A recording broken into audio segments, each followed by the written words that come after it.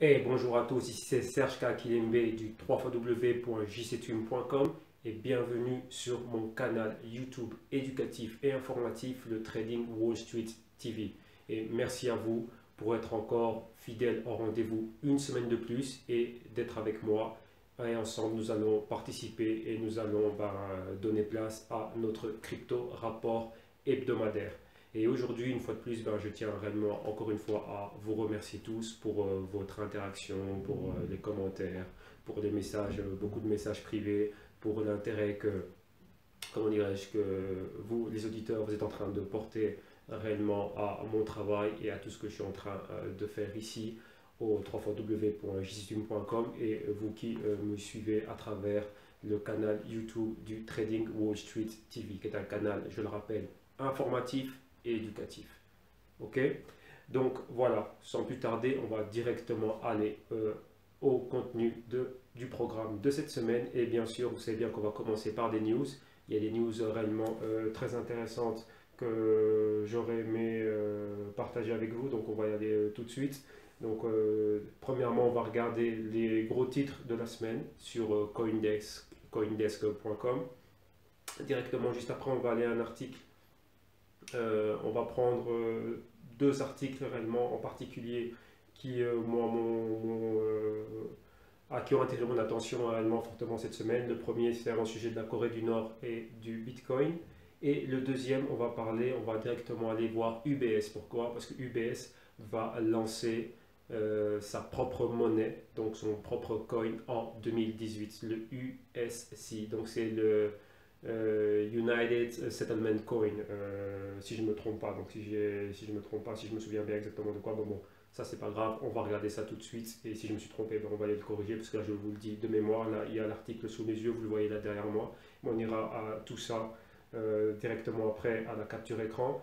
Et par après, on va revenir sur Coindesk parce que Coindesk aussi, on avait fait un article qui parlait un peu de ce USC, donc de United Settlement Coin, que va lancer UBS. Et maintenant, avec UBS, pour ceux qui ne connaisseraient pas, c'est une grosse banque d'investissement, c'est une des plus grosses banques d'investissement du type Goldman Sachs, Barclays et ainsi de suite. Et c'est bien la plus grande, c'est une banque suisse de Zurich.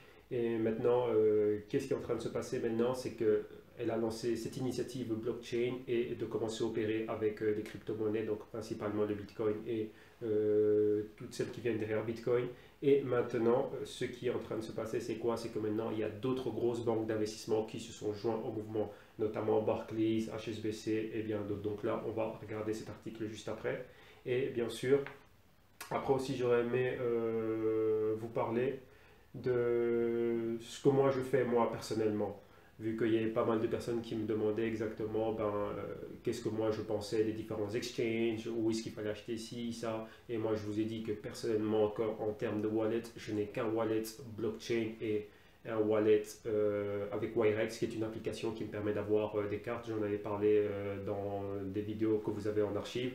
Et je dis que principalement j'utilisais cela. Pourquoi? Parce que je voyais fortement l'utilité du Bitcoin et c'est la chose avec laquelle moi je me sentais réellement le plus à l'aise. Donc moi c'était vraiment avoir du Bitcoin pour l'avoir dans mon wallet et l'utiliser pour des questions utilitaires. Ok. Et dernièrement, petite news aussi, blockchain maintenant me permet d'avoir dans un même wallet Bitcoin et Ethereum. Donc si juste en achetant du Bitcoin, je peux directement le transférer en Ethereum et avoir les deux dans mon propre wallet. Et ça c'est quelque chose qui moi me convient parfaitement.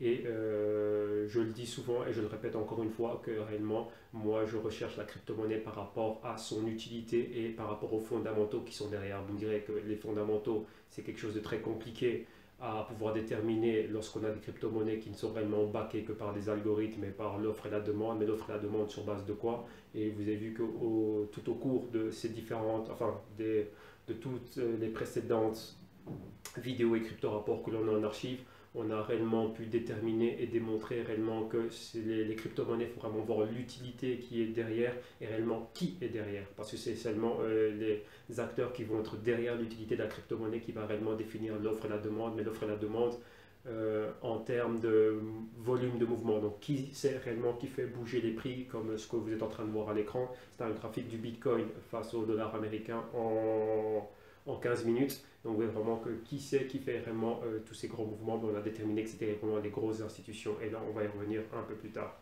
Donc maintenant, là je tenais à vous parler de mon top 5 de crypto-monnaies. Donc là on ira les voir, on verra un portefeuille type sur lequel j'étais en train de travailler. Je vous avais dit que j'allais commencer à faire un fonds aussi, un fonds que je vais gérer directement à travers YouTube. Donc là ben voilà, là c'est en compte réel et là directement ben voilà, là j'ai plus ou moins les actifs que moi j'aimerais avoir et réellement cela tourne autour des crypto-monnaies, mais je ne vais pas spécialement et pas uniquement opérer sur les crypto-monnaies parce que lorsqu'il n'y a pas de mouvement qui, comment dirais-je, rentre en accord avec ma tolérance au risque, ben, je suis obligé d'avoir d'autres choses dans mon portefeuille pour que cela puisse bouger. Vu que je le dis et je le répète, ce n'est pas du day trading ici. Moi, je veux des gros mouvements, des mouvements de 100, 200, 300, 400 et 500 dollars. Donc pour ça, il faut avoir une bonne connaissance des fondamentaux et savoir les aligner et, comment dirais-je, avoir une bonne relation fondamentale, technique et bien gérer le risque et déterminer des bons points d'entrée. Et donc voilà, donc ça c'est le système que moi j'ai, on va en parler plus tard. Donc par rapport à ça, ben, je vais déterminer moi quelles sont les crypto-monnaies qui réellement moi me plaisent et sur lesquelles je peux opérer directement ici comme vous allez le voir en CFDs. Donc on va aller dans la plateforme et je vais vous montrer exactement les crypto-monnaies que moi j'ai et pourquoi est-ce que maintenant voilà, je préfère plus le côté spéculatif que le côté avoir je sais pas moi 4, 5, 6, 7, 8 wallets différents ou être dans un exchange, ainsi de suite et tout ça, mais bon, on va y revenir directement là.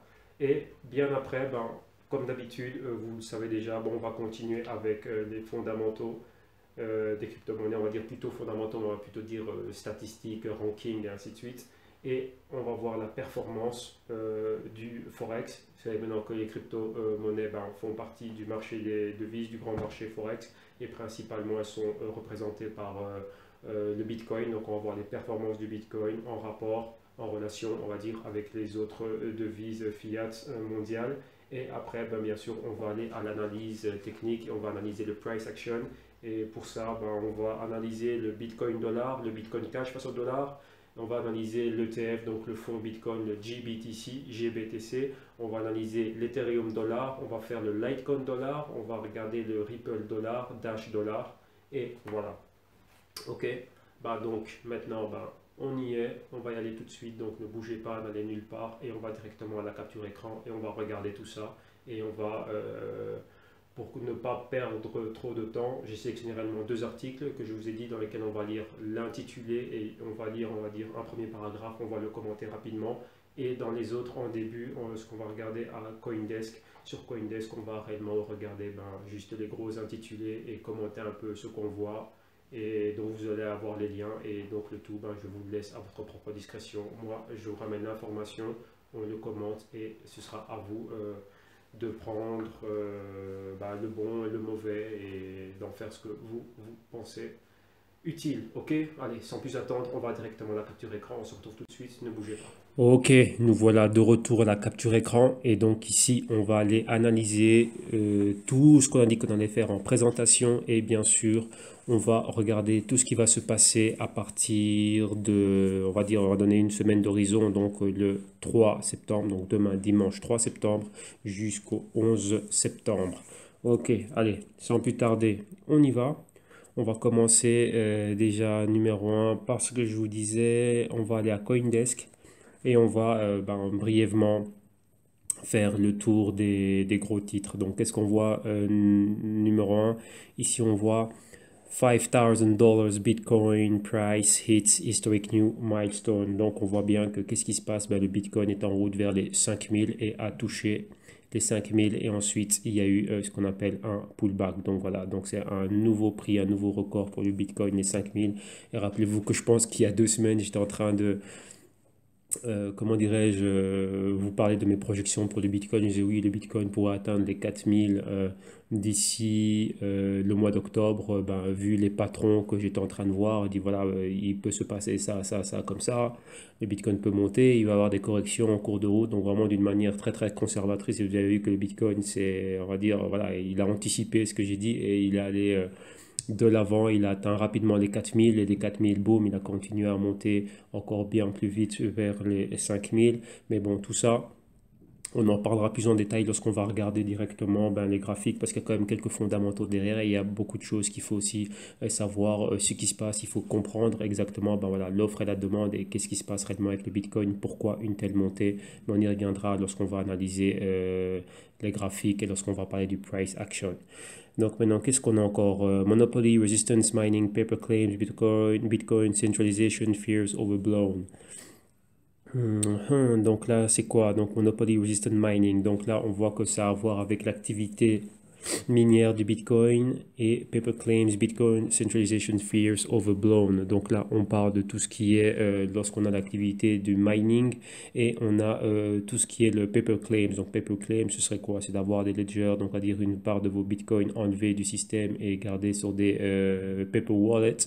Donc là, oui, qu'il y a pas mal de choses qui sont en train de se passer. Donc, vous avez déjà vu que depuis le fameux fork entre le Bitcoin et le Bitcoin Cash, il y a eu déjà cette scission déjà et pas mal de choses qui se sont passées à ce niveau-là et apparemment c'est pas fini. Maintenant il y a encore d'autres choses vu que ça, cet article me rappelle un autre que j'étais en train de regarder durant la semaine qui parlait que voilà, certains acteurs et on va dire activistes du monde Bitcoin et du côté enfin du blockchain et du Bitcoin en général euh, bon, vous savez déjà que c'est une comment dirais-je une technologie qui est décentralisée. Maintenant, il y a un groupe qui dit, en fait, ce serait bien qu'on soit centralisé et qu'on soit contrôlé et qu'il y ait, on va dire, une institution qui soit centralisée et qui soit en train de superviser tout ce qu'on est en train de faire.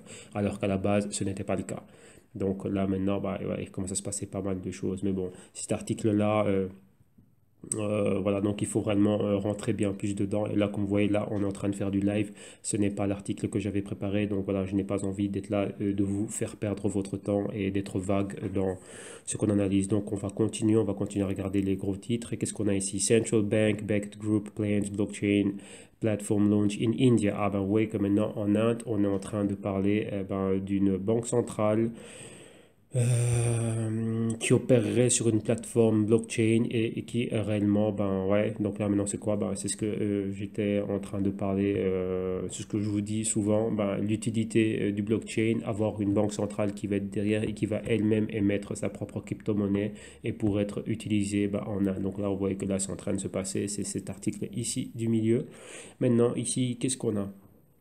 Inevitable bust, GPU makers see crypto mining as short-term sales boost. Donc, ouais, donc là, rappelez-vous, il y a 2 semaines, enfin non, 3 semaines, on va dire plus ou moins un mois, durant les vacances, on va dire ça comme ça, je vous parlais de Nvidia et de AMD, qui étaient les compagnies, vous voyez, qui font les cartes graphiques et tout ce qui sont cheap et pas mal d'autres choses qui réellement sont là et qui sont très importantes au niveau de l'industrie du mining. Donc, c'est-à-dire que toutes les grosses compagnies qui sont en train d'opérer les opérations de mining, voilà, là, vous voyez que eux, ils ont une préférence pour certaines marques. Et maintenant, qu'est-ce que vous voyez que ça a un boost dans les ventes de ces certaines marques et d'où? Rappelez-vous, on avait fait l'analyse de Nvidia, on avait vu la corrélation positive entre Nvidia et le Bitcoin et les crypto-monnaies en général. Et donc là, vous voyez qu'il y a un gros boost là-dedans. Donc vous voyez que ça bénéficie certaines compagnies. Donc vous voyez que il y a un large spectre de compagnies qui sont en relation directe et qui profitent de la montée des crypto-monnaies. Ça bénéficie à d'autres industries, notamment l'industrie des GPU makers. Et donc voilà. Donc on continue maintenant. Qu'est-ce qu'on a ici? BTC, Bitcoin, Bitcoin, withdrawals to begin tomorrow. Ah, donc le BTC, c'est le Bitcoin Cash. Et voilà. Et là maintenant, qu'est-ce qu'il y a? Bitcoin withdrawals begin tomorrow. Donc BTC has posted a new update claiming that the funds withdrawals will be activated starting tomorrow. Donc voilà. Maintenant, il y a beaucoup de personnes qui avaient investi dans le Bitcoin Cash et qui ne pouvaient pas faire des withdrawals. Donc withdrawals, c'est-à-dire retirer leur argent. Et maintenant, voilà, à partir, donc ça c'est un article du 1er septembre. Donc c'est-à-dire qu'aujourd'hui, le 2 septembre, les personnes vont pouvoir commencer à prendre leurs bénéfices des différents exchanges et ainsi de suite et tout ça à partir directement de leur compte BTCE. Donc voilà, c'est une bonne nouvelle. Donc là maintenant on continue. Qu'est-ce qu'on a ici juste en dessous? Cet article ici, c'est Russia could pass cryptocurrency law this year, senior lawmaker says. Donc voilà, Russia may have a finalized cryptocurrency trading bill by the end of the summer, according to the senior lawmaker. Donc vous voyez, en Russie, il y a maintenant quoi? Il y aura une nouvelle loi concernant les crypto-monnaies et qui pourrait être adoptée cette année-ci. Donc vous voyez qu'il y a beaucoup de choses qui sont réellement en train de se passer de ce côté-là. On continue l'article juste en dessous. Celui-ci, c'est China's Internet Finance Association issues an ICO warning. Donc ICO warning, c'est les Initial Coin Offering. Donc comme pour les compagnies, rappelez-vous, ce sont les IPO. Donc c'est l'offre publique initiale. Maintenant, on a des ICO. C'est l'offre de coin initiale. Et donc, maintenant, qu'est-ce qui est en train de se passer? Maintenant, là, en Chine, ils sont en train de... en gros, lorsque vous voyez les gouvernements qui sont dedans, donc l'Internet Finance Association, donc c'est quoi? C'est la régulation. Donc maintenant, on va lire un peu. An organization representing the interests of online, finance firms in China has issued a warning on initial coin offerings. Donc, a warning, c'est quoi? C'est un avertissement. Vous voyez qu'il y a eu beaucoup de fraude au niveau des ICO. Donc, on va dire, voilà, c'est quelque chose de tout neuf. Vous ne devez jamais oublier que tout ça, c'est dans une phase embryonnaire. Encore pour le moment, on n'a vraiment pas encore expérimenté le full potentiel. Et lorsqu'il y a des choses qui sont à cet état-là, il y a énormément de fraude et de problèmes. Donc là, on a une association qui vient mettre un haut là. Et attention à ce qui pourrait, pour essayer de réguler toute l'histoire. Donc c'est ça, quand il y a un warning et qu'on voit des organisations qui viennent, après vont suivre des régularisations. Ok, l'article juste en dessous, c'est quoi? Microsoft joins Cornell Blockchain Research Group. Alors, vous voyez que maintenant Microsoft aussi se met à se mettre dedans. On va lire rapidement l'intitulé. Tech giant Microsoft has joined the initiative for cryptocurrencies and contract IC3 research efforts. It was announced today. Donc, vous voyez que maintenant Microsoft vient de rentrer dans le monde des crypto-monnaies. Donc, vous voyez, rappelez-vous, ce qu'on était en train de voir, il y a de plus en plus de gros players qui viennent. Quand vous avez des gros players comme ça, qui sont des compagnies qui valent des centaines, je dis bien des centaines de milliers de dollars, ils ne viennent pas pour, voilà, pour regarder et dire ah tiens c'est intéressant. Non, c'est quelque chose qu'ils étaient en train d'y travailler. Maintenant on voit que le potentiel est en train d'arriver et ces compagnies-là vont maintenant mettre ces choses-là à un niveau supérieur. Donc là maintenant vous voyez que ça, c'est ce type de compagnie qui a la capacité de continuer de faire bouger les choses encore plus vite. Et vous savez que Microsoft, on en a tous, hein, on a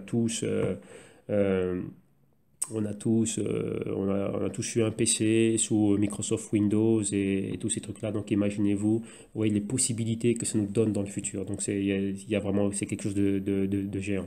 Bon, allez, on va encore faire 2 articles. Bon, les 3, puisque je vois Ethereum en dessous, et on va s'arrêter là. Et puis après, on va passer aux autres. Ici, qu'est-ce qu'on a? $4,880 Bitcoin price climbs to another all-time high. Bon là c'est ce qu'on a vu, c'était quoi? C'était le 1er septembre, c'est le Bitcoin qui monte encore plus haut, donc on a même caressé les 5000, donc vous voyez que ça n'arrête pas. Comme je dis, on va revenir après pour reparler un peu plus des fondamentaux et voir qu'est-ce qu'il y a derrière. Juste en dessous, cet article ici, Litecoin prices surge above $70 as crypto market tops $175 billion. Donc vous voyez que là maintenant Litecoin a aussi comment dirais-je, atteint un nouveau haut aux $70 et maintenant la capitalisation de marché de toutes les cryptos atteint les 175 milliards de dollars et ça c'est énorme. Ok, là maintenant qu'est-ce qu'on a? Library Chain, donc qu'est-ce que c'est Library Chain? The US government grants $100,000 for new blockchain research. Donc vous voyez que maintenant voilà, le gouvernement des États-Unis rentre en jeu et maintenant qu'est-ce qu'il est en train de faire? Voilà, il est en train de donner $100,000 pour la recherche dans le blockchain. Donc on va aller rapidement. A US federal agency has awarded a $100,000 grant to a research group in Arizona looking to apply blockchain to public library systems. Donc voilà, notre gouvernement américain est venu donner une récompense à récompenser une petite organisation, un groupe de recherche en Arizona. Pourquoi? Pour leurs applications blockchain, pour le système des librairies publiques. Maintenant, regardez, il y a un mot-clé ici. US Federal Agency. US Federal Agency, c'est le gouvernement. Donc le gouvernement est déjà là. Donc quand vous avez gouvernement et blockchain, ça ne peut plus être décentralisé maintenant. Donc voilà, ça ce sont juste des choses qu'il faut comment dirais-je, ben voilà, c'est là et maintenant, il faut faire avec maintenant. Et voilà, ça c'est le dernier sur lequel on va se focaliser. 26 million dollars.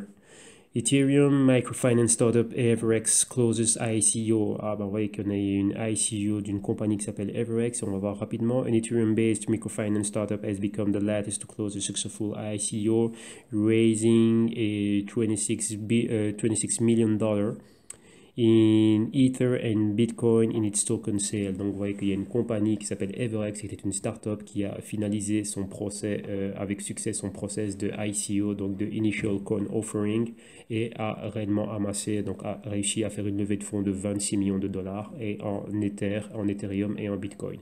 Donc voilà.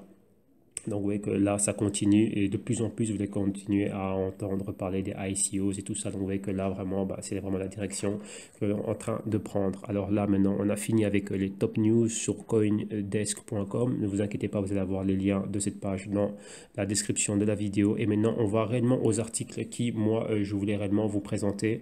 On va les commenter, les lire et voir un peu qu'est-ce qu'il y a derrière. On va un peu réfléchir ici, faire travailler un peu les neurones. Donc, qu'est-ce qu'on a ici? C'est un article en espagnol, ne vous inquiétez pas, je vais vous le traduire. Donc, c'est un article de tickbit.com. Et ça parlait de sécurité. Et maintenant, qu'est-ce qu'il y a? Seguridad. Donc, sécurité, rapidement, on va lire. Corea del Norte salva sus débiles finanzas robando bitcoins. Donc, qu'est-ce que ça veut dire? La Corée du Nord sauve ses pauvres finances en robant, c'est-à-dire en volant des bitcoins. Rappelons-nous qu'est-ce qui est en train de se passer. Donc maintenant, voilà, c'est écrit par Alberto Iglesias Fraga. Et maintenant, on va voir un peu qu'est-ce que ce monsieur a à nous dire. On va rapidement lire ce qu'il y a ici. C'est 3 petits paragraphes. On va commenter ça rapidement. Donc on commence. On va ici au premier paragraphe. Parece que Corea del Norte ha puesto sus esfuerzos cibernéticos en el robo de bitcoins para saltarse las sanciones financieras de la comunidad internacional. Donc il paraît que la Corée du Nord a mis tous ses efforts dans le vol, donc dans la cybercriminalité, et est en train de voler des bitcoins. Pourquoi? Pour affronter, pour détourner les sanctions financières de la communauté internationale. Et on voit après les actions qu'on voit ici à la photo, monsieur Kim Jong-un. Et maintenant, vous savez bien qu'avec tous ces lancements de missiles, ces constantes menaces aux États-Unis, vous voyez un peu ce ping-pong qui est en train de se passer entre ces deux nations.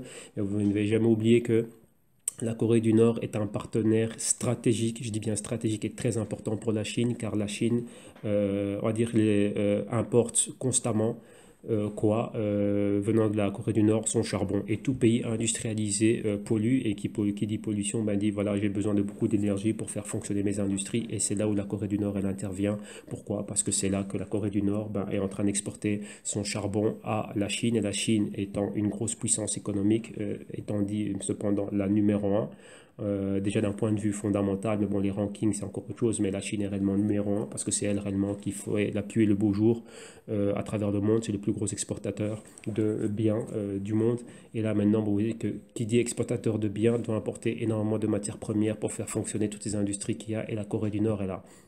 Donc là, maintenant, vous comprenez un peu plus tout ce qui est en train de se passer lorsque vous regardez les informations et qu'il y a des tensions, que la Chine essaye de venir, de ne pas mettre un veto, d'essayer de calmer le jeu. Pourquoi? Parce que c'est un partenaire stratégique. Et donc maintenant, la communauté internationale a décidé de faire des sanctions, d'émettre des sanctions contre la Corée du Nord et l'isoler, et les sanctions sont économiques. Donc c'est des sanctions de trade, donc de commerce. Donc si la Corée du Nord ne peut pas vendre ses produits à l'étranger, donc notamment elle a un sol qui est riche en charbon, et le charbon aide énormément aux pays industrialisés à maintenir leurs activités industrielle, et cela dit d'export de leurs biens, donc là il y a un problème et elle ne peut pas avoir ses revenus. Donc il y a un gros pactole quand même qu'elle se fait, que la Corée du Nord se fait grâce à l'exportation de son charbon et principalement à la Chine. Et donc vous voyez qu'une des manières qu'elle a de pouvoir contourner cela est de se rebalancer, d'avoir sa balance de commerce qui reste comme elle est, c'est en cybercriminalité et le Bitcoin. Là voilà.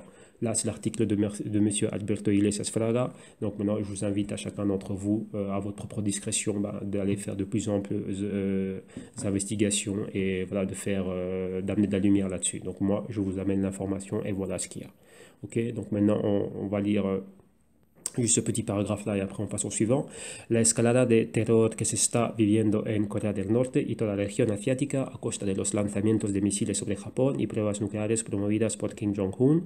Donc voilà maintenant qu'il y a une montée de la terreur qui est en train de se vivre en Corée du Nord et dans toute la région asiatique, donc de l'Est, donc le Far East, donc vraiment l'extrême Est, on va dire ça comme ça, asiatique, et à cause quoi des lancements des missiles, comme je viens de commenter, au-dessus du périmètre aérien japonais et de toutes ces preuves nucléaires de M. Kim Jong-un, bah voilà, ça fait tout ça. Donc maintenant on continue ici, c'est quoi? Un dictador al frente de una nación aislada del mundo que pese a sus amenazas militares apenas logra subsistir económicamente debido a su frágil modelo productivo basado en la agricultura y la ganadería.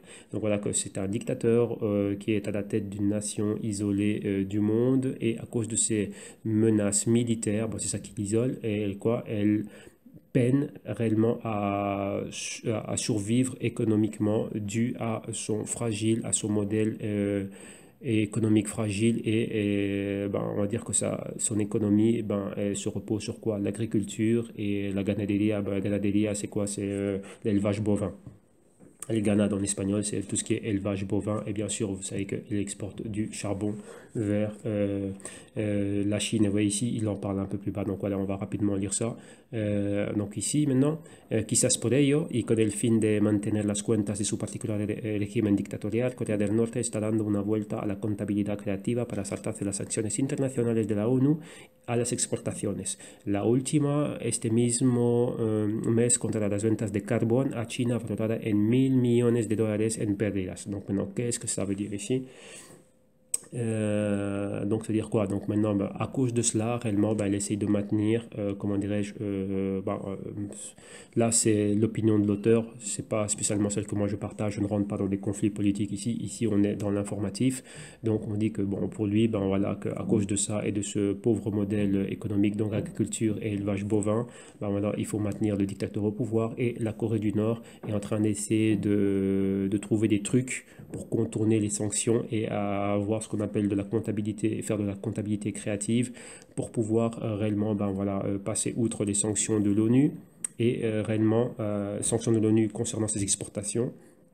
Et donc, qu'est-ce qui se passe? Donc, oui, ici, ce que je vous commentais, c'est que sa plus grande exportation et son grand partenaire, c'est la Chine, qui lui exporte carbone, donc c'est du charbon. Et ils ont eu des pertes ce dernier mois pour une valeur de 1 milliard de dollars. Donc ça, c'est énorme, ça fait un gros trou dans la caisse. Donc là, ça les met en déficit commercial. Donc voilà. Et donc maintenant, la dernière pratique, donc ici, lo último en estas prácticas originales, donc la dernière pratique originale es robar bitcoins para contrarrestar estas tendencias negativas sobre sus finanzas. Donc voilà, son dernier truc, c'est quoi? C'est voler des bitcoins. Vous voyez qu'il y a eu énormément de vol lorsque vous passez de vos wallets aux exchanges et des exchanges à vos wallets et c'est là qu'il y a des vols. Et maintenant aussi, je dois vous le dire, vous devez le savoir, et là, bon, je voulais y venir un peu plus tard, mais il faut comprendre ça. Vous devez savoir que la plus grosse activité de Bitcoin est en Asie, principalement dans 3 pays, la Chine, la Corée du Sud et le Japon. Toutes les grosses activités minières, là-bas vous avez des entreprises, des sociétés, des startups et des sociétés établies qui ont des gros capitaux et qui sont là exclusivement à l'activité minière de Bitcoin. Tout se passe là-bas. Là, c'est quelque chose que vous devez comprendre. Vous devez comprendre que l'offre et la demande réellement découlent de ce qui est en train de se passer dans ces pays-là en Asie. C'est eux qui ont toute la grosse activité minière des bitcoins se passe là-bas.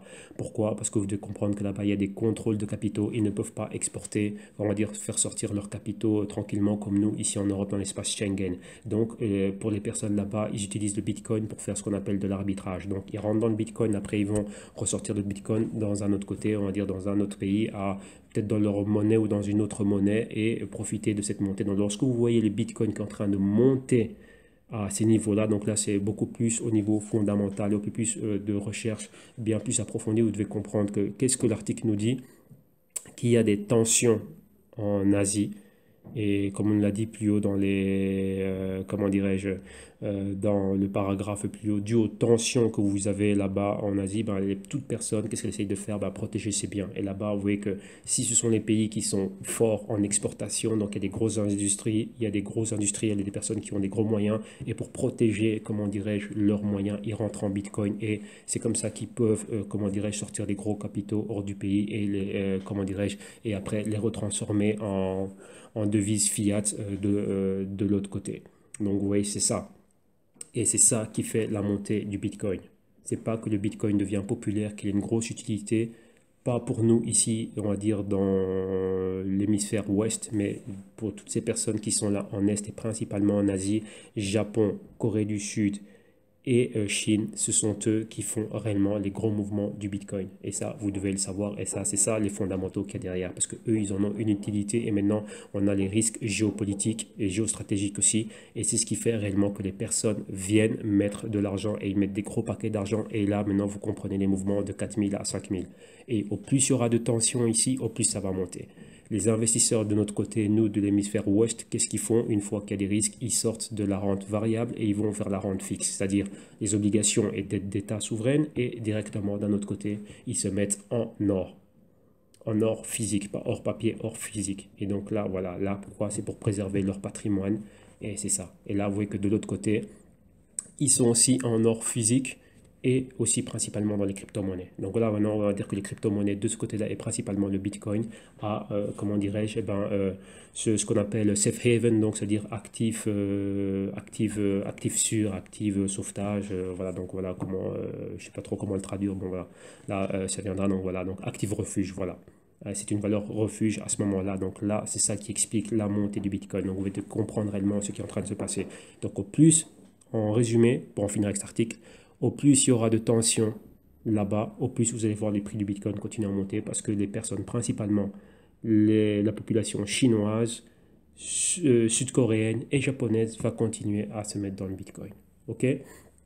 Et comme je dis encore une fois, ne vous inquiétez pas, le lien de cet article sera directement dans la description de la vidéo. Alors maintenant, on va à ce que j'étais en train de vous parler quand je vous parlais de UBS. Donc UBS, Union des banquiers suisses, Union bancaire suisse. Et donc voilà, grosse banque d'investissement mondialement connue, grosse corporation basée à Zurich, avec à sa tête monsieur Sergio Ermotti.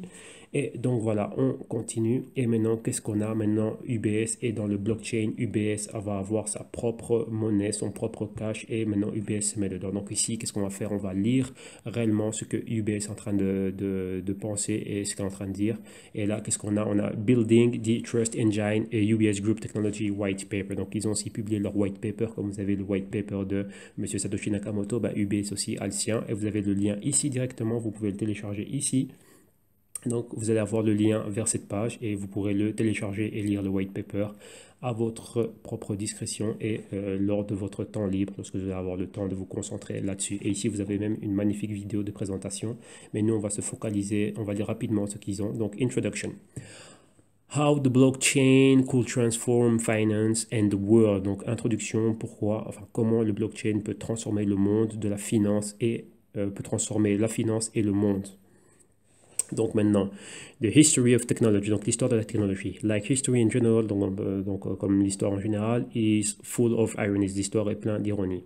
When Satoshi Nakamoto introduces Bitcoin to the world in 2008, donc quand Satoshi Nakamoto a introduit le Bitcoin en 2008, the new cryptocurrency was meant to enable electronic cash payments directly between individuals without the use of banks. Donc, la nouvelle crypto-monnaie was meant, donc a été créée pour permettre les paiements cash électroniques directement entre individus sans l'usage de banques, donc sans UBS.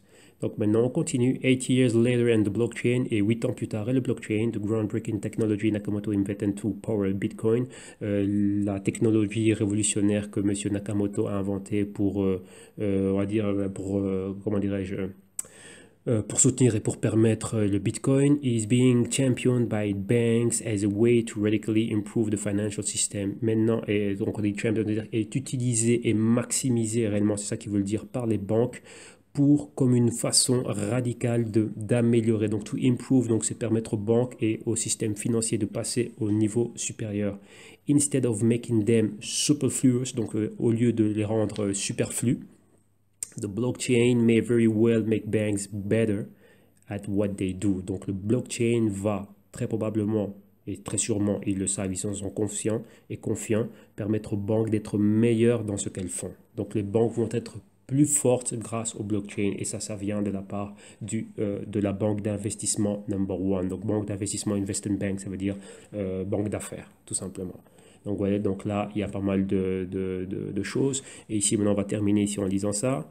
Et UBS Group Technology White Paper, donc ils ont leur propre white paper qui est là. Donc maintenant, qu'est-ce qu'on a? Like many of our peers, donc comme la plupart de nos compagnons, we at UBS have become very interested in the blockchain and its potential. Nous à UBS, on est devenu très intéressés sur le blockchain et son potentiel.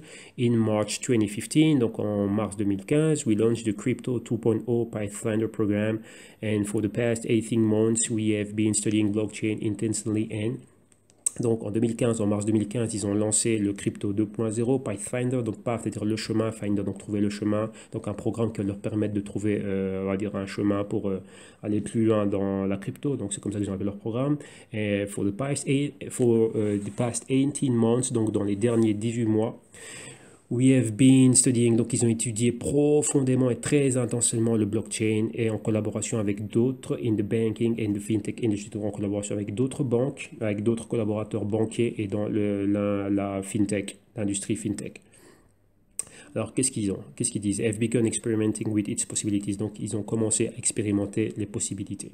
Over that time, we have learned a lot. Donc, dans cette période, ils ont appris beaucoup. Enough to feel confident that the blockchain could indeed catalyze significant transformation for our industry. Donc, maintenant, ils se rendent compte et ils sont très confiants que le blockchain va leur permettre d'aller bien plus loin et va être le catalyseur significatif, donc un catalyseur très important dans la transformation de leur industrie. Donc maintenant on continue. We have begun also to see a clear outline of what a blockchain-enabled financial system may look like. Donc maintenant ils ont vraiment commencé à voir de manière claire ce qu'une industrie basée, un système financier basé sur le blockchain, à quoi ça ressemblerait.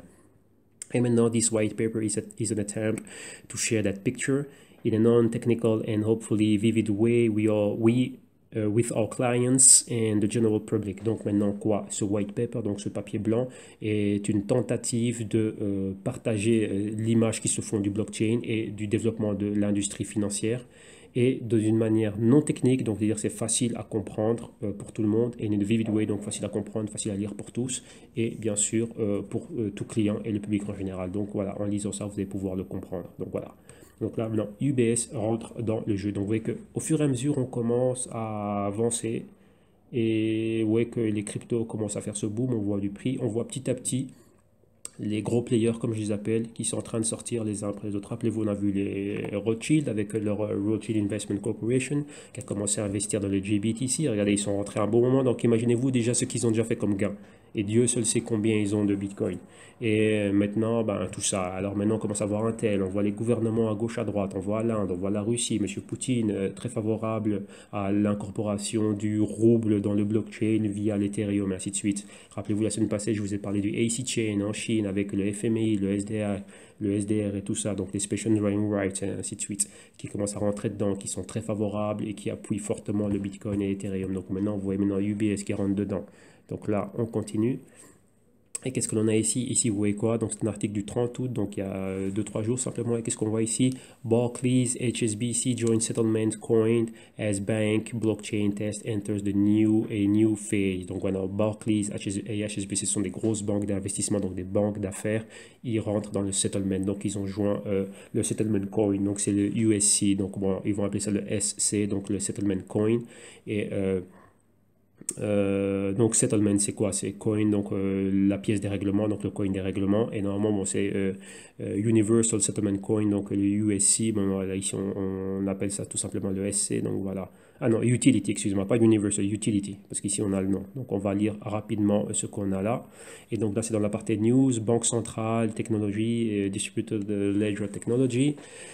Et maintenant, on va lire rapidement qu'est-ce qu'ils sont en train de dire ici. Donc, several of the world's largest banks have today revealed a series of steps to advance a project aimed at making it easier for central banks to issue currencies on the blockchain. Donc, plusieurs grosses banques mondiales ont aujourd'hui révélé une série de pas dans un projet très avancé qui va en direction de quoi? Ben, de rendre plus facile, de simplifier l'utilité des crypto-monnaies dans le blockchain pour les banques centrales. Called Utility Settlement Coin USC. Donc voilà, excusez-moi, c'était pas Universal parce que j'avais Universal en tête, c'est Utility. Donc Utility, donc c'est utilitaire. Utility Settlement Coin. Donc on peut traduire ça comment? Settlement, c'est un règlement. Coin, c'est le coin. Et utility, c'est utilité. Donc voilà, donc ça veut dire quoi? Ben, ça va être une pièce d'utilité réglementaire. Donc, ouais, dans leurs transactions qu'ils sont en train de faire, leurs taux d'intérêt, les prêts qu'ils font, les prêts hypothécaires, les prêts pour ci, les investissements opérés en bourse et tout ça. Donc, voilà. Et pour acheter des commodités, acheter du pétrole. Donc, ouais, on va commencer à utiliser le USC. Donc, ouais, que maintenant, USC, donc, ouais, exactement avec le AC Chain et USC, les SDR, ainsi de suite. Donc, ouais, qui vont tous vers la même direction. Ça, c'est vraiment, donc, ouais, si c'est la première fois que vous tombez sur cette vidéo, ben, je vous invite réellement à regarder les vidéos précédentes où on est en train de parler de tout ça et vous allez avoir les liens correspondants et vous allez pouvoir de ce fait ben, voilà, être au courant et vous informer et savoir ce qui est en train de se passer et pouvoir le suivre et comment dirais-je en étant alerte. Donc maintenant on continue, called the Utility Settlement Coin, USC. The project is designed to help prepare the way for central bank cryptocurrencies by making it easier for global banks to conduct a wide variety of transactions with each other using collateralized assets on a custom-built blockchain.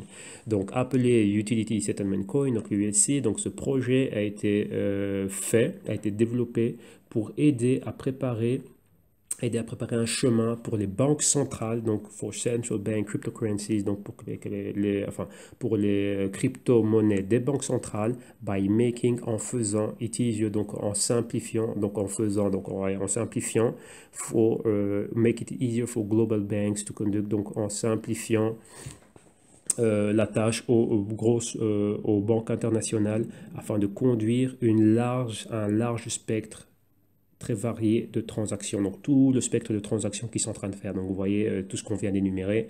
Entre elles, en utilisant collateralized, donc c'est-à-dire collateral assets on a custom built blockchain. Donc voilà.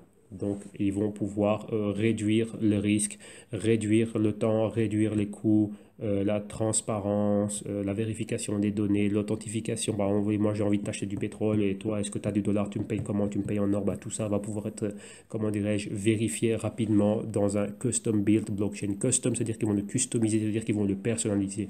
Ils vont se l'approprier et l'optimiser réellement pour leurs besoins. Donc voilà, c'est ça que ça veut dire.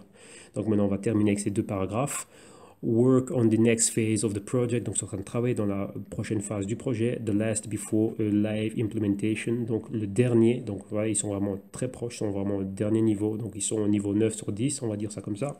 Juste avant son implémentation. Donc, c'est-à-dire que ça va rentrer dedans. Et je vous rappelle ce que je vous disais dans un autre article que je n'ai pas cité ici, mais bon, c'était plutôt une live discussion avec des personnes de chez SBC. Ils le lancent en 2018. Donc, c'est maintenant. C'est dans moins, ben on est septembre, octobre, novembre, décembre, voilà, dans 4 mois, c'est lancé. Donc voilà, on va savoir quand en 2018, mais bon, 2018, c'est dans 4 mois. Donc maintenant, on continue. Will include 6 members reveals today. Donc là, il y a 6 membres déjà qui participent à ça. Barclays PLC, CIBC, Credit Suisse, HSBC, MUFG, and State Street. Building alongside funding financial institutions, UBS, donc ça ce sont tous ceux qui viennent de se joindre. Et maintenant, building alongside funding financial institutions, donc ceux qui ont créé réellement cette chose-là, c'est UBS et BNY Mellon, c'est Bank of New York Mellon, Deutsche Bank, Santander et NEX. Donc ici, on a des choses qui sont très très intéressantes. On a le numéro 1 des banquiers suisses, on a un des gros banquiers de Wall Street, on a Deutsche Bank numéro 1 de la banque en Allemagne, Santander numéro 1 de la banque en Espagne et Next and Blockchain Startup Clearmatics. Donc voilà. Donc ouais, on a des gros players. Rappelez-vous ce que je vous ai dit tout le temps, il y a des gros players derrière les crypto-monnaies et ce sont eux qui font bouger les choses.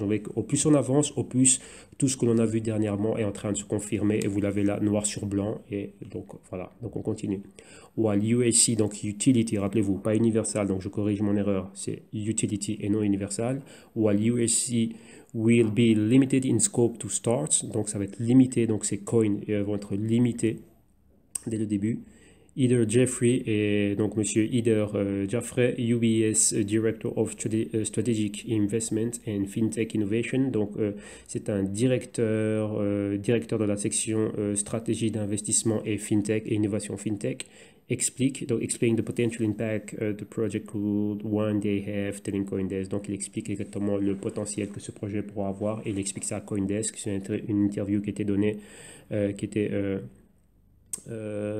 comment dirais-je, effectué par Coindesk. Maintenant, qu'est-ce qu'il dit? Je cite: It may well inform the way central banks choose to move things forward. We see it as a stepping stone to a future where central banks issue their own cryptocurrency at some point. Donc maintenant ici, ça c'est réellement en train de nous montrer, de nous guider, ça nous informe sur the way, donc la manière dont les banques centrales vont bouger les choses, donc vont faire bouger les choses dans le futur, donc comment elles sont en train de se positionner dans le futur, donc comment elles vont se métamorphoser, donc elles vont être là, elles vont pas disparaître.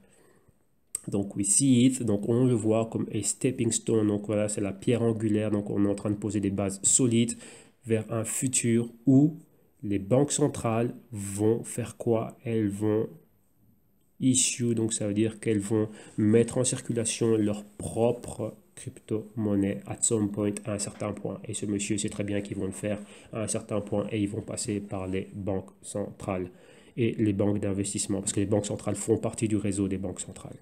Ok, donc voilà, cet article, vous allez l'avoir là directement. Donc ça, c'était des articles que je trouvais très intéressants parce que c'était vraiment une suite à ce qu'on a fait, ce que je suis en train de développer ici. Donc ouais, vraiment, vous amenez des news et maintenant, voilà, vous avez les news et vous en faites ce qu'il y a. Et maintenant, on va à la partie statistique, capitalisation de marché et après, on va terminer par analyse technique. Donc ici, on va se focaliser sur le top 10. Et qu'est-ce qu'on a ici? On a Litecoin number 1 qui a pris la première place, LTC. Donc on voit le dernier prix, 82 $. Le haut a touché les 93 $, un bas à 76 $. Capitalisation de marché 4,3 milliards. Numéro 2, Bitcoin BTC, dernier prix 4750. Le prix le plus haut qu'il a touché, c'est 4975 $. Plus bas, 4572 $. Et une capitalisation de marché de 78,5, on va parler comme le public français, donc 78,5 milliards. Donc maintenant, elle a dépassé la capitalisation de marché d'une compagnie comme Netflix. Netflix est à 72 milliards et Bitcoin l'a dépassé, donc c'est quelque chose de très très très gros. Numéro 3, Ethereum, ETH, dernier prix 369 $ et en baisse aujourd'hui. Voilà, là, toutes les cryptos, que tout le top 7, la top 8, ils sont en baisse aujourd'hui. Et rapidement, qu'est-ce qu'il y a? La market cap de 34,8 milliards. 4 Ethereum classique. On est là à 21 $. Market cap de 1,9 milliard. Bitcoin Cash en numéro 5, dernier prix 603 $. Ça venait de 650 $. Et market cap 9 milliards. Ripple, sacré Ripple. Qu'est-ce qu'il a, monsieur Ripple? Ripple est là à 23 cents. Il a atteint les 25 cents rapidement. La semaine est haussière, mais dernière 24 heures à la baisse. Market cap 9,1 milliards. 7 Monero, XMR, 133 $, moins 7% aujourd'hui. Le haut, c'était 143 $. Et la market cap ici, vous voyez, c'était 2 milliards. Omisego, ici, OMG, dernier prix 11 $ 13. Max à 12 $, bas à 10 $. Market cap ici de 1,5 milliard. Numéro 9, Neo, NEO, prix 32 $. À la hausse, tiens, c'est le seul qui est en hausse de presque 1%. Max de 32,58, bas de 28,68. Market cap 1,6 milliard. Et le dixième, c'est Dash, DASH, prix 374 $, en baisse aujourd'hui de près de 6%. Le haut, elle a touché les 400 $, le bas 356 $. Et la capitalisation de marché à 2,8 milliards de dollars. Et donc voilà.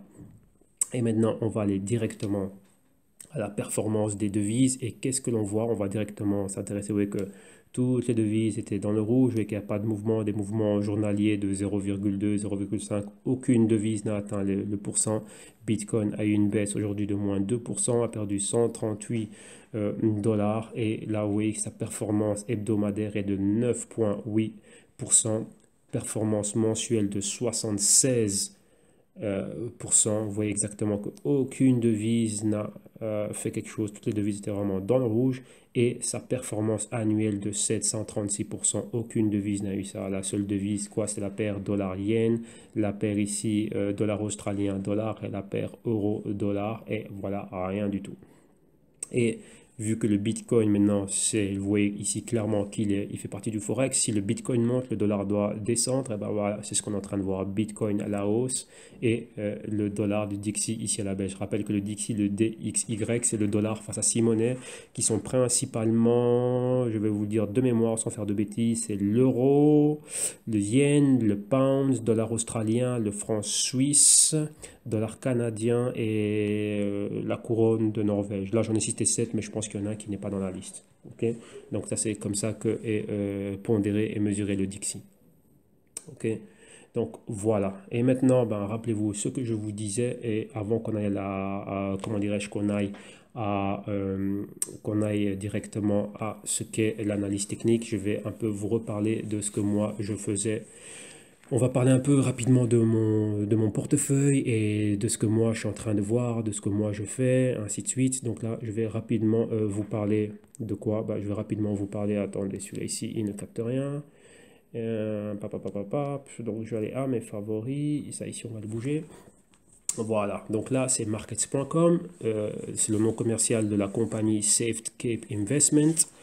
Qui est un broker, une entité financière. Et qu'est-ce qu'elle a? Bah, ça, c'est le portefeuille que j'ai commencé à mettre en place. C'est vraiment un portefeuille qui est basé, je vous parle rapidement de mon système. Moi, j'ai un système qui est basé sur la volatilité. Donc, ce qui fait que moi, je veux des actifs qui bougent violemment, énormément, parce que la volatilité, ben, c'est du pain béni. Donc, vous voyez ici, par exemple, vous voyez le gilt. Ici, c'est le bon anglais qui peut passer de 128 pounds à 127 pounds. Vous voyez qu'il y a des gros mouvements. Bon, là, on est dans un graphique 15 minutes, mais moi, ce sont plutôt, je ne fais pas de day trading, moi, c'est plutôt des mouvements que je veux sur une semaine, 2 semaines, 3 semaines, un mois, ainsi de suite. Donc, je veux vraiment des gros mouvements.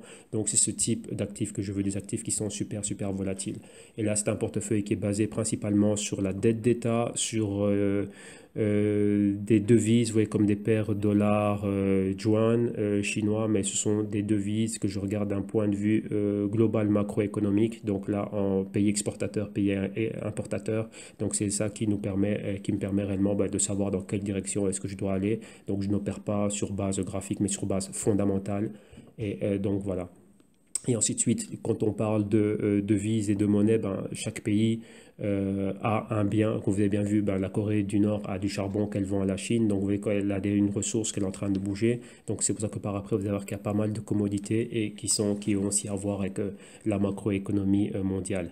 Mais maintenant, comme je vous disais, que moi je ne suis plus trop dans tout ce qui est e-wallet, ainsi de suite, que je suis plutôt spéculation avec les crypto-monnaies, ben voilà pourquoi. Parce que maintenant, moi, les brokers me permettent d'avoir toutes les crypto-monnaies. Donc ici, vous avez quoi? Vous avez le Bitcoin euro, j'ai le Bitcoin dollar.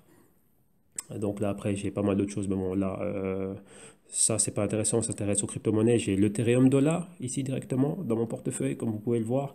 Qu'est-ce que j'ai encore? J'ai l'Ethereum euro, j'ai le Litecoin euro. Qu'est-ce que j'ai encore? J'ai le Bitcoin Cash et j'ai encore le Litecoin dollar, j'ai le Ripple et qu'est-ce que j'ai encore? J'ai l'Ethereum classique et le Dash et Dash euro ici et Dash dollar américain. Donc vous voyez que j'ai énormément de crypto-monnaies qui sont là directement et le gros bénéfice que moi je tire de tout ça, vous voyez que là maintenant, vous voyez que le marché est ouvert maintenant, donc là je peux opérer maintenant en fin de semaine, mais moi qu'est-ce que moi je tire moi comme bénéfice directement lorsque j'opère, on va dire avec toutes ces cryptos.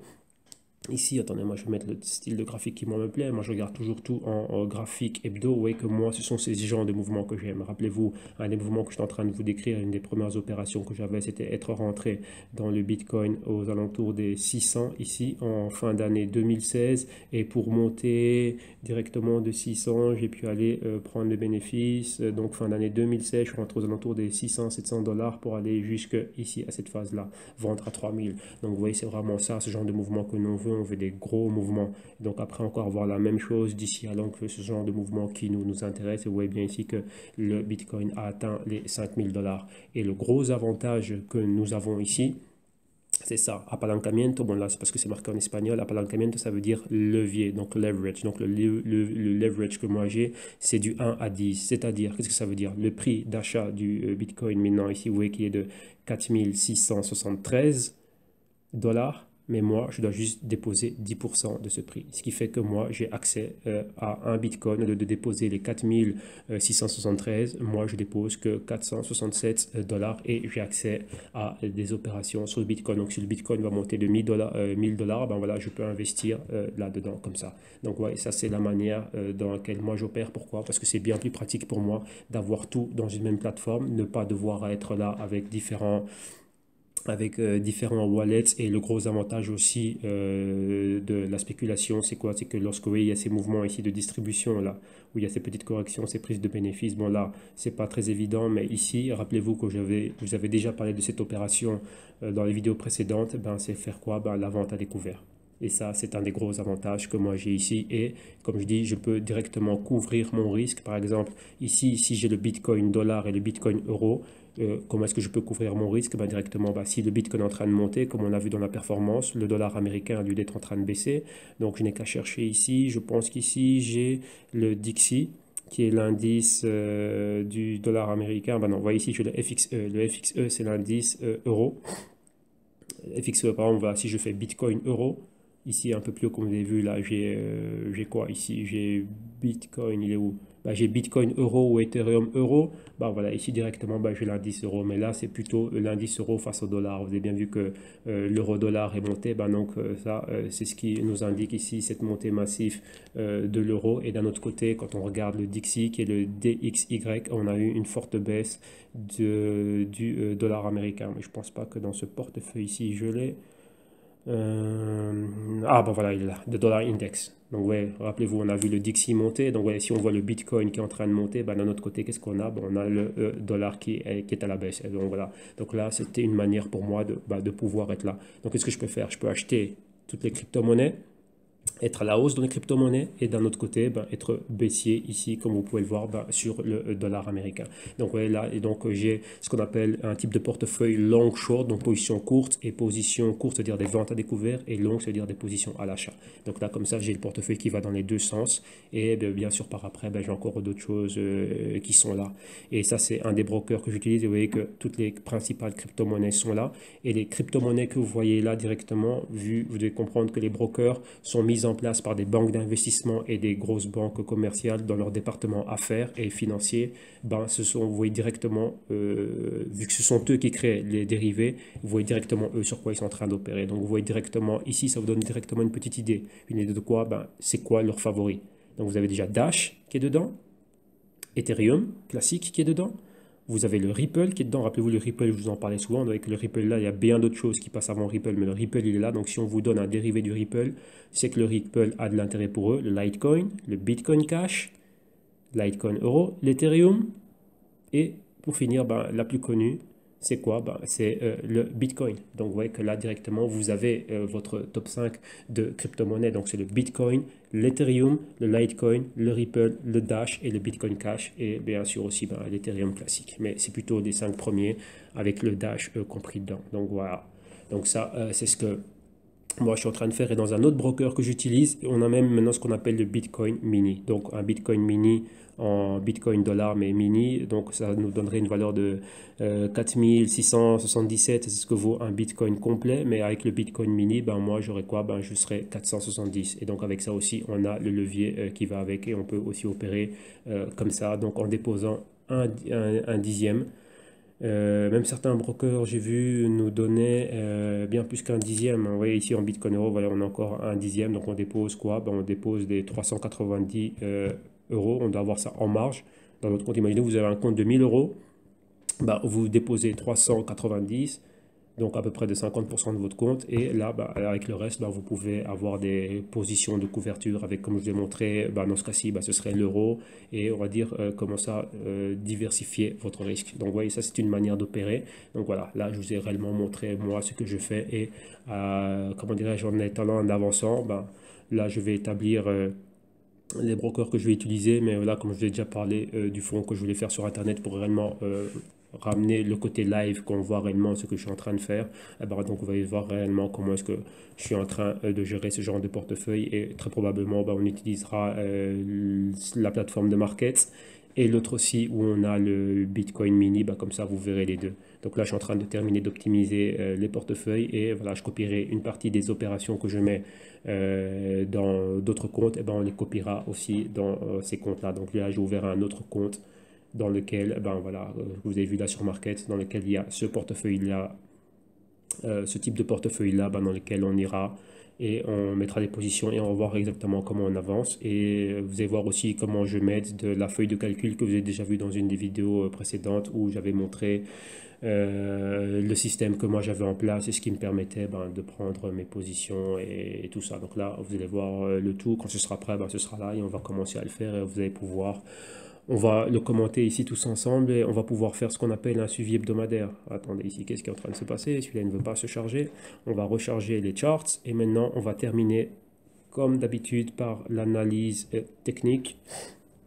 Et on va y aller tout de suite si le graphique, ben voilà, apparemment il veut bien se charger. On va charger les setups et on va y aller. On va commencer par, si on a 1, 2, 3, 4, 5, 6... Ouais, on a 6 monnaies à voir, donc on va aller, on va commenter ce qu'il y a, on va voir le price action, voir exactement ce qui s'est passé. On va commencer par la plus connue, honneur au plus grand d'abord, comme toujours, Bitcoin, US dollar. Et attendez, parce que hier, j'ai vu que la plateforme avait encore... Bon, on va utiliser Bitfinex, c'est pas grave. J'avais mes presets qui étaient sauvés avec GDAX, mais bon, ce n'est pas grave. Et voilà, ici, on est là avec le Bitcoin. Et on est ici, et qu'est-ce qu'on va faire? On va d'abord soulever ceci, on va mettre ça à notre maximum, comme vous voyez là, on était à les 4990, donc on a flirté avec les 5000, et donc voilà exactement ce qu'on a. Donc vous voyez que là, vraiment, c'était réellement la target qu'il y avait dernièrement, c'était d'atteindre les 5000, c'était un niveau psychologique, et là, vous le voyez qu'on a atteint les 5000 et lorsque vous voyez ce type de bougie, c'est ce qu'on appelle un pointer. Donc un pointer, si on en a deux, c'est ce qu'on appelle un tree the top. Donc celle-ci est directement une autre identique, mais on va dire qui serait une bougie rouge, donc une bougie baissière. Ça nous indique un retournement de situation. Lorsqu'on a ceci, ça peut nous donner un indice. Un indice, c'est quoi? C'est que la mèche pointe en direction du haut et c'est une bougie qui reste haussière. Donc, on sait qu'on peut continuer à avoir un mouvement haussier et là, ça a été le cas. Et vous voyez que voilà, on a poussé encore plus vers le haut et on a atteint les 5000. Ici, on en a encore un autre. Donc, qu'est-ce qui peut se passer? On peut voir un retournement de situation. Je pense qu'il serait temps qu'il y ait une petite correction. Correction, ça veut dire quoi? Prise de bénéfice. On l'a vu ici durant la fin de semaine, mais la semaine prochaine. Rappelez-vous, les fondamentaux qui sont derrière maintenant, c'est quoi? C'est ce qu'on a vu. Rappelez-vous. Je retourne ici, comme ça doit être bien frais dans votre mémoire, les tensions in the Far East, donc on va dire en Asie de l'Est. Si les tensions continuent, ce sont dans ces pays-là principalement qu'il y a les activités minières de Bitcoin et c'est dans ces pays-là qu'il y a le plus de volume de transactions Bitcoin. Donc Japon, Corée du Sud et Chine. Et maintenant, bah, la Corée du Nord est en train de voler les Bitcoins selon l'article, je dis bien selon l'article, donc voilà, donc là ça va encore augmenter le volume de transactions et on pourrait voir le Bitcoin continuer à aller plus loin. Rappelez-vous que le Bitcoin maintenant a aussi a deux fonctions principales dans ces pays-là, c'est des fonctions d'arbitrage monétaire et des fonctions d'actifs refuge pour pouvoir se protéger et voilà l'arbitrage nous sert à rentrer dans une devise et la récupérer d'un autre côté à un meilleur prix. Donc là vous voyez que ceux qui sont en train de faire ça sont 100% gagnants, mais vous devez comprendre que ce genre de mouvement, le mouvement et comment dirais-je ce volume que vous voyez, cette hausse, elle est due à ça. Vous voyez que la plupart des médias parlent d'une hausse mais non, en rien derrière, il y a toujours une cause. Et cause à effet, offre et demande, on va savoir exactement ce qui est en train de se passer. Ouais. Et là, ben, c'est ce qui est en train d'enrichir l'offre. Ici, c'est cette forte demande due à un problème géopolitique et à des risques géopolitiques. Et donc voilà, donc là, c'est ce qu'on voit, parce que c'est là-bas qu'est tout le volume. Là, qu'on ne vous trompe pas là-dessus, tout le volume est là-bas. Et je l'ai détaillé ici dans des vidéos précédentes. On a eu des articles, je crois que c'était du Wall Street Journal ou un article d'une entité de Wall Street, passant pour une page comme Business Insider ou Market Insider, qui elle avait parfaitement bien détaillé. Je ne saurais même plus vous dire dans quelle vidéo elle était, mais elles sont là dans les archives, donc voilà. Ok, donc maintenant pour le price action, qu'est-ce qu'on pourrait avoir? Qu'est-ce qu'on voit réellement? On voit que oui, les patrons se répètent souvent. Donc oui, une fois qu'on a eu ce mouvement ici, qu'est-ce qu'on a eu juste après? On a eu après ça, on avait eu un mouvement latéral. Donc ici encore, on peut être dans un mouvement latéral. On peut être compris entre 4200 et les 5000. Donc il va y avoir énormément de volatilité. Et donc, il y a un bon coup à jouer, on va dire. Si maintenant le Bitcoin repasse au-dessus des 4600, ben boum, on pourrait remonter, ouais, comme ici. Il y a quelque chose à jouer. Donc, il y a une probabilité entre 4600 et 5000, c'est quand même 400 dollars qui sont en jeu, tant à la hausse comme à la baisse, parce qu'on peut avoir un mouvement, ce qu'on appelle un range latéral. Et vous voyez ici, on a les niveaux de 5000, la moyenne mobile de 4 semaines est là, on est toujours au-dessus, mais on doit avoir une interaction avec la moyenne mobile de 8 semaines. Et vous voyez que la moyenne mobile de 8 semaines est ici, exactement à 3480, donc de 3480 comme support où on pourrait revenir, qui est une correction, c'est les niveaux qu'on pourrait atteindre. Et lorsque vous avez 5000, il y a quand même 1500 dollars de fluctuation. Donc là, ça fait énormément de volatilité. Donc voilà, maintenant rappelez-vous, moi, ce que je vous ai dit, lorsque moi, je peux vendre à découvert, ben, moi, je profite de cette baisse comme de la hausse. OK? Donc ça, c'est pour le Bitcoin. En résumé, mouvement latéral, se préparer à pouvoir voir une probable prise de bénéfice comme on l'a eu ici. Mais si les tensions continuent, bon, on verra encore le Bitcoin aller plus loin et recaresser encore une fois les 5000. OK? Donc là, c'est ce qu'il y a. Donc il faut s'attendre à avoir du mouvement latéral durant la semaine et énormément de volatilité. Voilà pour le Bitcoin, on va faire directement on va regarder directement ce qu'il y a, le GBTC, rappelez-vous, ça c'est le trust dans lequel les Rothschild sont investis, c'est GBTC. Voilà ici, Bitcoin Investment Trust, et là, voilà, ça suit parfaitement les mouvements du Bitcoin, mais vous voyez qu'ici il y a une grosse prise de bénéfice, ici vous voyez qu'ici on atteint quoi? On a atteint les 1074 dollars, 1070 dollars, on les a atteints ici, ouais, à ce niveau-là. Maintenant, qu'est-ce qui s'est passé? Vous voyez qu'on a rendu réellement tous les gains qui ont été faits, ils ont été rendus au marché. Maintenant, ça veut dire quoi? Ça, c'est une distribution et on le voit clairement si on regarde ça de manière euh, quotidienne. On voit réellement le gros mouvement qu'il y a eu. Vous voyez toutes les bougies là, comment on a commencé à remonter. Vous voyez ici, on avait déjà un top, on est resté latéral durant tout ce temps et après, boum, il y a eu le break ici. Cette bougie là, c'était la bougie de break, boum, en haut, gap haussier, on est là. Et ici, qu'est-ce qu'on a? On a ça, ce signal là, ici, ce shooting star, donc étoile filante, encore en zone de résistance. On a la résistance des 1000 dollars, zone psychologique, et directement après quoi? Vente, donc grosse prise de bénéfice déjà pour remplir le gap numéro 1. Et on est revenu quoi? Retester l'ancienne résistance. Et là, maintenant, on est là. On voit avec quoi? Perforation en dessous de la moyenne mobile de 4 jours, 8 jours, 13 jours. Donc là, maintenant, on est là et on est revenu au 800 dollars. On voit qu'il y a énormément de volatilité de 1000 à 800. C'est quand même 200 dollars de volatilité. Donc là, c'est ça. Et là, c'est ce que vous voyez ici. Là, maintenant, on a ça. Mais ça, maintenant, ça reste une bougie haussière. On est dans un flux haussier, dans un mouvement haussier quand on parle au niveau hebdo. Mais regardez ici, là, qu'est-ce qu'on a? Ici, ce que je suis en train de vous pointer, là, c'est la moyenne mobile de 8 semaines à 550 dollars et ça correspond à notre ancien point pivot, zone de point pivot ici, cette zone de résistance là. Donc, s'il y a une correction, on pourrait revenir ici et avoir une interaction aux alentours des 570 et des 600 dollars et ce serait là un nouveau support. Ou bien, comme vous l'avez vu, comme pour le Bitcoin, ça c'est juste un pointer. Donc quand c'est un pointer, donc là il nous montre la direction. Mais là, on a quand même cédé plus de 50% de la fluctuation totale de la bougie. Waouh, là il s'est mis à Litecoin. Waouh, magnifique là. Ah, attendez, on va retourner au GBTC. Donc voilà, comme j'étais en train de vous dire, il a quand même cédé plus de 50% des fluctuations totales là ici. Donc là maintenant, qu'est-ce qu'on peut voir quand on cède plus de 50%? C'est quand même beaucoup. Donc si on serait arrivé, on se serait arrêté aux alentours des 900 $, ce serait bien, mais là on a cédé bien plus, on a cédé pratiquement 90% de toute la fluctuation. Donc là, ça peut aussi être un signal de, oui, on va revenir, qu'il y ait une interaction ici avec la moyenne mobile de 4 semaines et de 8 semaines, correction, oui, on a un gap encore ici. Donc là, ce serait ces choses-là, ce serait très probable. Donc là, de 1000 à 500, c'est quand même 500 $. Donc c'est quand même 50% de la position si jamais il y a une correction. Oui, ça c'est ce qu'on appelle la volatilité et c'est dans la volatilité qu'on fait des sous, réellement, lorsqu'on spécule et lorsqu'on trade. Mais il y a d'énormes risques. Donc oui, surtout quand vous utilisez du levier. Donc il faut vraiment, vraiment savoir ce que vous êtes en train de faire. OK? Voilà, ça c'est pour le GBTC. Donc grosse incertitude, pardon, et beaucoup de risques. Maintenant, ETH, USD, je vais voir s'il y a mon GDAX ici, parce que c'est avec ça que je suis en train de faire mes analyses. Ben non, je suis obligé d'aller à Bitfinex, donc c'est pas grave. Voilà, tiens, je l'avais quand même utilisé, donc voilà, voilà. Et ici, Ethereum, magnifique. Rappelez-vous, ici, la montée. Hier, j'étais en réunion avec mes partners, et l'un d'entre eux est en train de nous décortiquer, nous expliquer son trade magnifique, investissement dans son wallet, je dis bien. Il est rentré dans le Bitcoin, il a vraiment acheté un bas. Je vais vous expliquer un peu ce qu'il nous a expliqué hier. Vous voyez le mouvement qui est ici. Le mouvement qui va de 40 $ à 400 $. Lui, il a joué ce qu'on appelle le Fibonacci Retracement. Donc, initiation du mouvement, finalisation du mouvement. Vous voyez les retracements Fibonacci.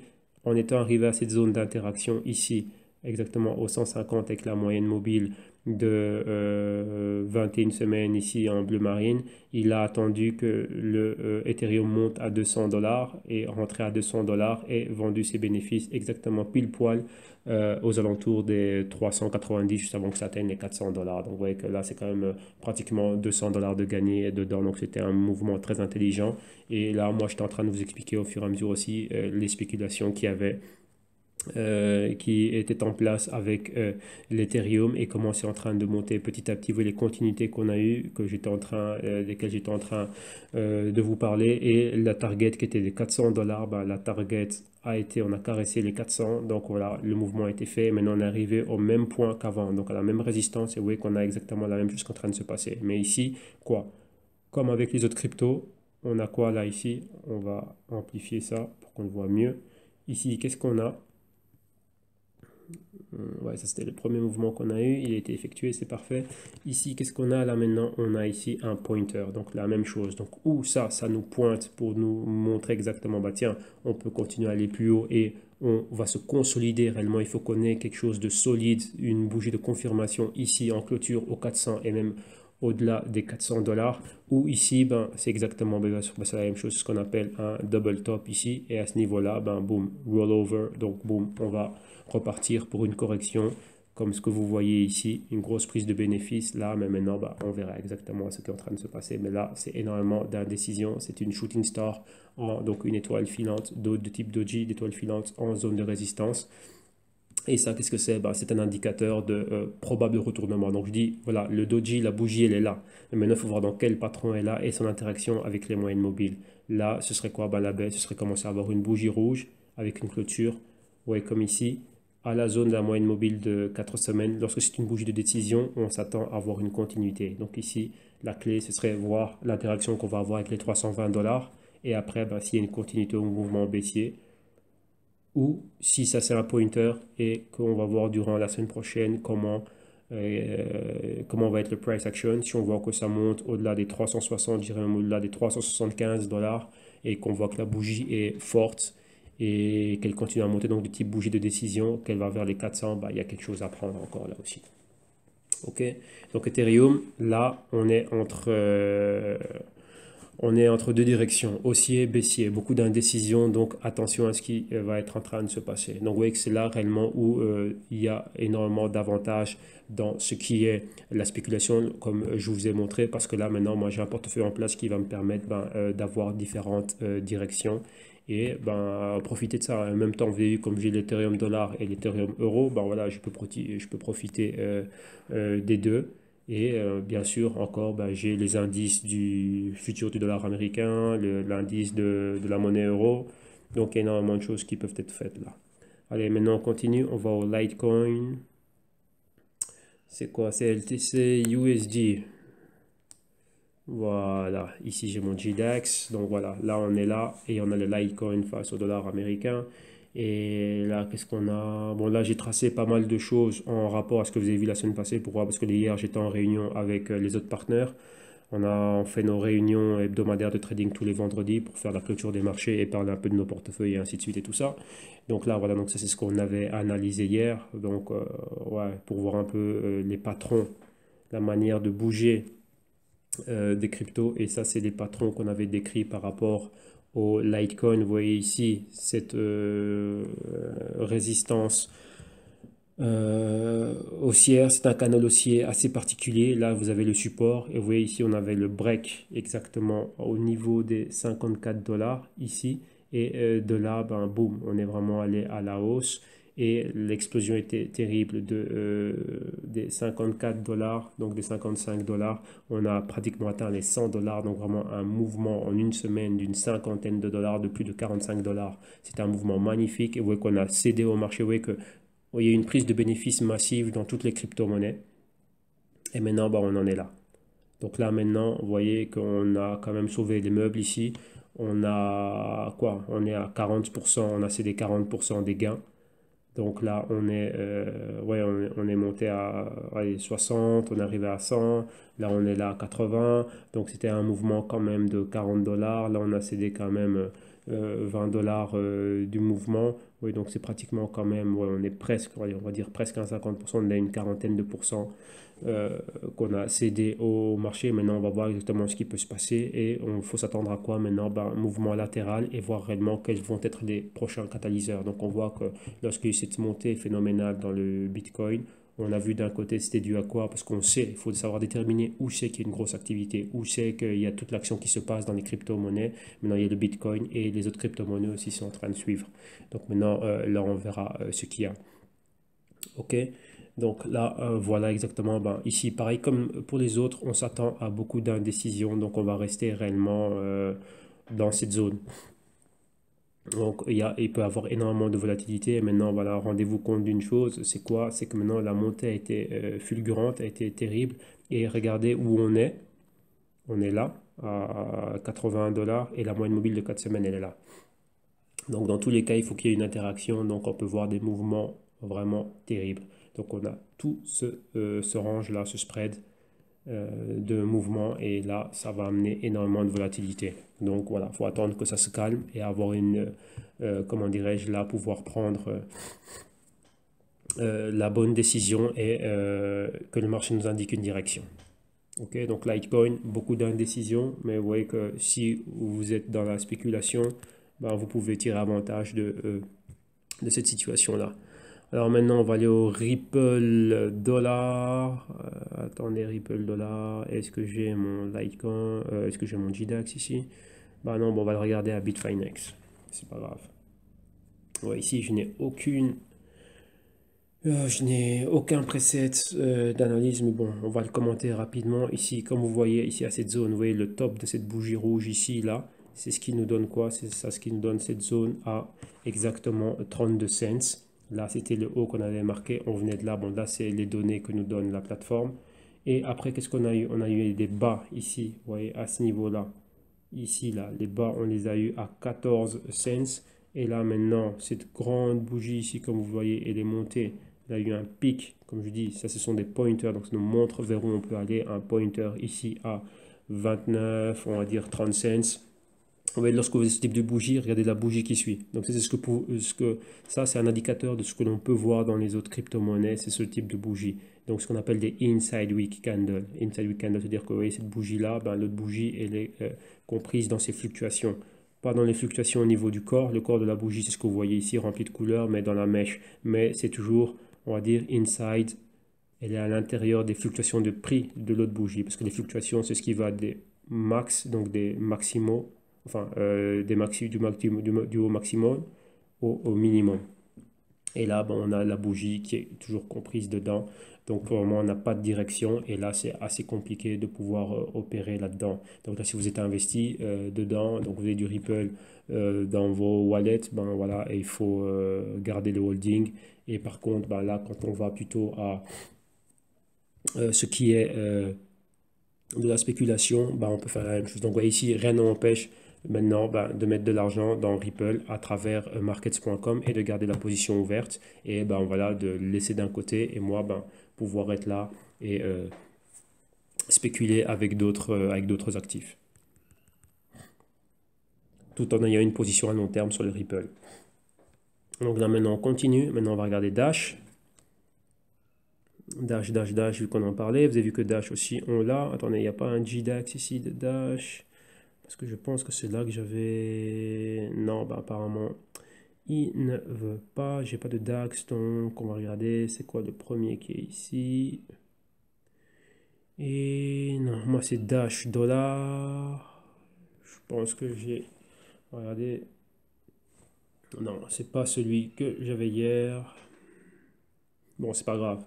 On va rester ici parce que si je dois commencer à chercher exactement lequel j'avais, la plateforme change tout le temps, mais bon, ce n'est pas grave. Qu'est-ce que l'on voit ici? Très rapidement, on va se baser vraiment sur l'interaction avec le price action. Qu'est-ce qu'on a? Ici, on voit un mouvement qui est déterminé. Donc, vous voyez les bas ici, le haut ici à ce point-là. Correction ici, distribution de bénéfices, remontée. On revient ici. On revient quoi? On revient en zone de résistance. Boum, perforation. Une semaine, super semaine haussière. Continuation. Attendez, on va bouger ce truc. Voilà. Et une autre semaine haussière. Voilà, là, qu'est-ce qu'il a celui-là? Retourner en arrière comme ça tout le temps. Excusez-moi. Donc, Dash, Bitcoin, t'es où toi? Dash, dollar. Non, je t'ai pas avec Kraken, Exmo.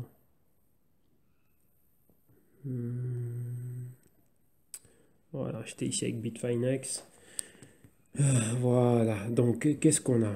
Là, vous voyez qu'on a eu une et deux semaines magnifiques haussières. On a atteint les 414 dollars et maintenant, on voit qu'on recommence à aller à la baisse. Et là, on n'a pas encore atteint les 50% de cette grosse bougie haussière qui est ici aux alentours des 340 dollars, mais vous voyez que là, on a déjà une baisse. Maintenant, qu'est-ce qu'on va s'attendre? Là, on a le typique Inside Week Candle, donc vraiment la bougie rouge qui est comprise dans les fluctuations de la bougie verte. Si maintenant elle descend en deçà des 340 qui correspond aux 50%, vous voyez juste ici de la grande bougie décisive verte, on va se rapprocher vers la moyenne mobile de 4 semaines et là on va avoir de l'interaction. Donc ici, voilà, ici ce serait probablement le moment d'être là, d'avoir des ordres différés à 340. Donc ça c'est une probabilité qui est 340 et se rapprocher vers des 300. Donc il y a quand même 40 dollars à gagner ici dedans.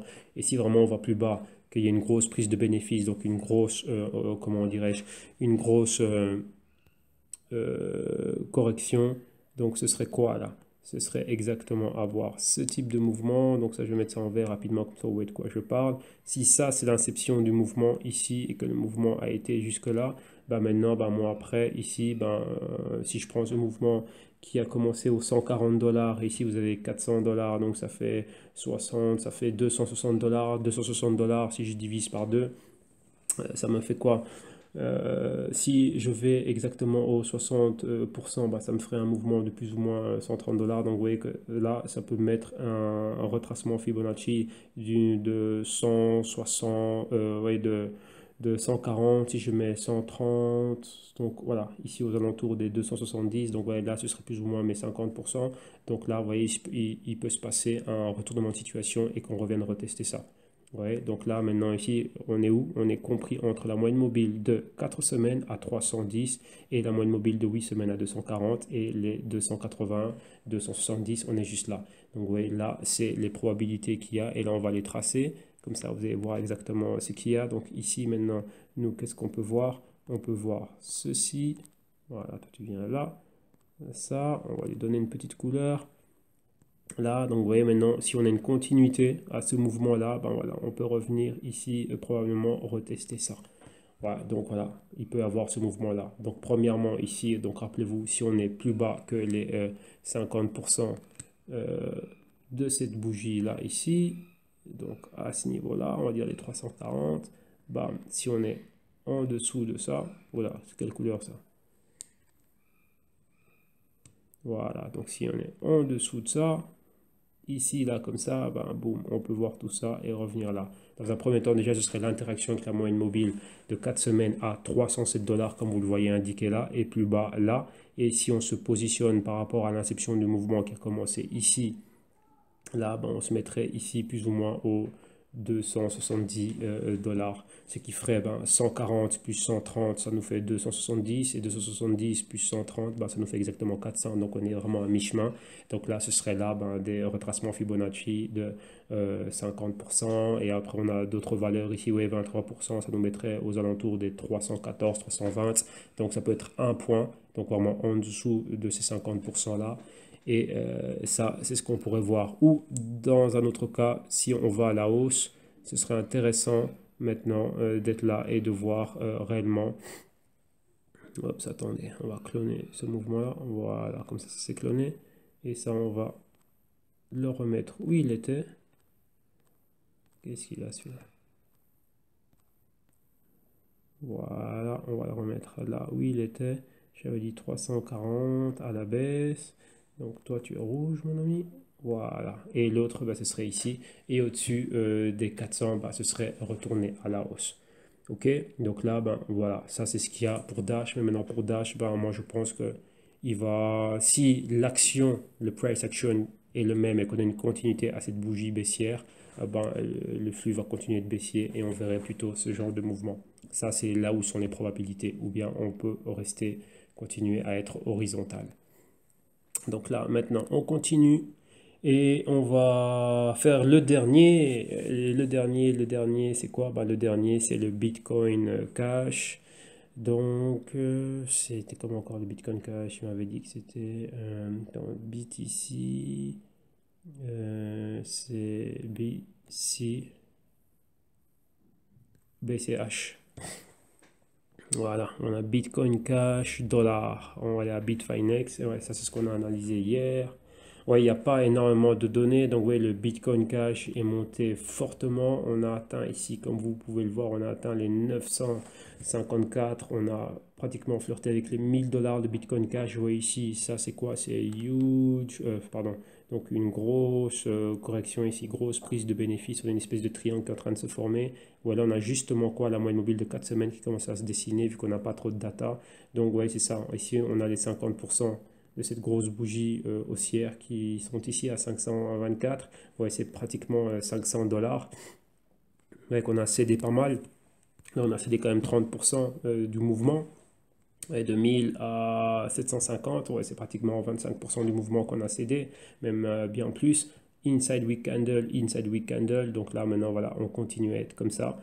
Et on va voir ce qui va se passer. Maintenant, on va avoir un peu plus de données. Vu qu'il n'y a pas trop de données ici, on va regarder ce qui se passe réellement au niveau journalier. Et ouais, qu'au niveau journalier, ben voilà, ça c'est ce qu'on appelle un drapeau, un flag. Donc on va délimiter ça pour que vous compreniez exactement ce que c'est que le drapeau. Donc on a ce type de mouvement. Ouais, le drapeau là, il est comme ça. On clone ça. Et là, on a ça comme mouvement. Voilà. Donc ça, c'est un drapeau ascendant. Maintenant, qu'est-ce qui peut se passer? Vous voyez que cette ligne ici, on va la mettre en rouge parce qu'elle délimite la zone en dessous de laquelle on va commencer à vendre. Même la ligne doit être plus haut. Je m'explique. Parce que vous avez des bougies qui s'annulent. Ici, vous voyez que... Voilà, là, on doit être comme ça, là, plus ou moins. On va prendre les mèches. Voilà, on est là, comme ça. Si on prend les mèches, vous voyez cette bougie ici. Ces deux bougies là. La bougie rouge ici et la bougie verte. Quand le mouvement était baissier, cette bougie verte a annulé cette bougie rouge, ce qui fait que là, le prix, la base du prix, réellement le support réel, et là où est le prix maintenant, ce sont les 584 et non ici. Là, c'était une tentative d'interaction avec la moyenne mobile de 21 semaines. Donc ces deux bougies s'annulent. Donc là, maintenant, ça nous met réellement un support à 584. Et maintenant, on a eu exactement encore la même chose. Tentative d'aller à la hausse et on a annulé. Mais vous voyez que c'est très pertinent, toujours en zone de quoi? toujours dans cette zone de résistance là, ou bien même, ouais, on peut même encore pencher un peu plus cela et juste se focaliser sur les bougies que vous voyez ici et vous voyez qu'on a exactement la même chose sur les mèches qui sont là ou prendre les mèches qui sont beaucoup plus haut, ces deux là s'annulent et vous voyez la zone de convergence là de notre triangle, elle est exactement là et c'est là ici que l'on a quoi? On a aussi un point de convergence ici entre la moyenne mobile de 4 et de 8 semaines et 13 semaines qui est au-dessus. Donc maintenant ici, il peut se passer de tout. Ouais, le point de convergence était vraiment là, donc on a un point critique. Ici, et maintenant on peut monter et qu'est-ce qui se passe? Si on continue à descendre, on peut continuer à avoir ce mouvement baissier qui peut être le suivant, ouais, qui peut aller là comme ça.